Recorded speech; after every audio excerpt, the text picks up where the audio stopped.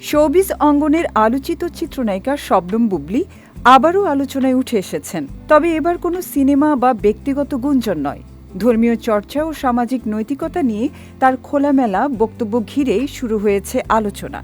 সম্প্রতি একটি পডকাস্টে অংশ নিয়ে তিনি রোজা রাখা, নামাজ আদায় এবং গীবত প্রসঙ্গে নিজের অবস্থান পরিষ্কার করেন। বুবলী বলেন, অনেকেই প্রশ্ন তোলেন, একজন নায়িকা কেন ধর্ম নিয়ে কথা বলবেন? এর জবাবে তিনি জানান, একজন মুসলিম হিসেবে ধর্ম পালন করা তার ব্যক্তিগত দায়িত্ব। আমি নামাজ পড়ি, রোজা রাখি।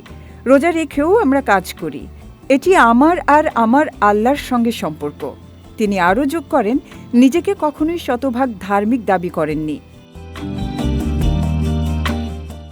সামাজিক মাধ্যমে যারা নীতি কথা বলেন তাদের উদ্দেশ্যেও প্রশ্ন ছুড়ে দেন বুবলী। তার মতে, অন্যকে সমালোচনা করার আগে নিজেদের আচরণও দেখা উচিত। আপনারা কেন গীবত করছেন? কেন সিনেমা দেখছেন? আবার সোশ্যাল মিডিয়ায় নেতিবাচক মন্তব্য করছেন? এমন প্রশ্ন রাখেন বুবলী।